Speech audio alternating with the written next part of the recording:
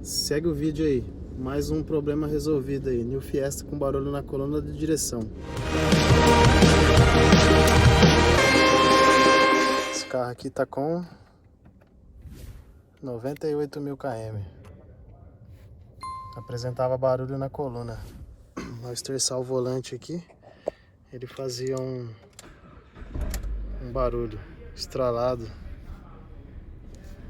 O cliente reclamava muito.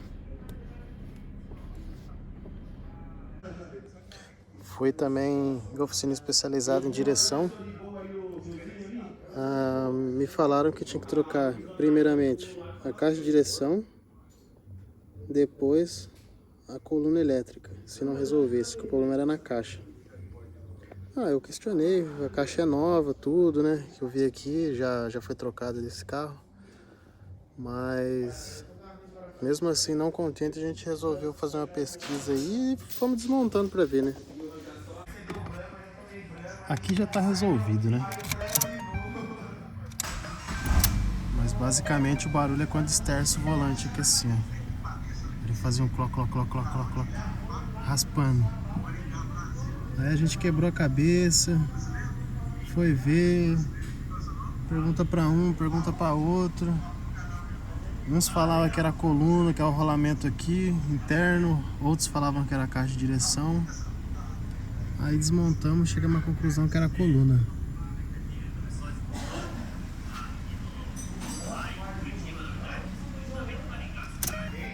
Essa daqui é a peça ruim.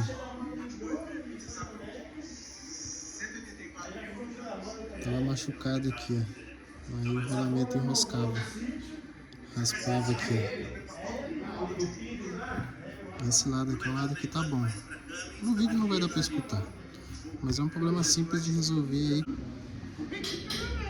Nós até tentamos passar uma lima aqui, ó. Montar o roletinho de novo, não tava machucado. Mas não tivemos sucesso. Achamos um desmanche aqui próximo, uma outra usada e colocamos. Resolveu. Esse aqui é um sedã.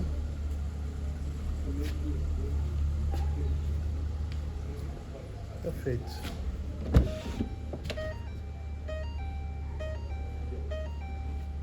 Gostou da dica aí? Deixa o like, se inscreva no canal.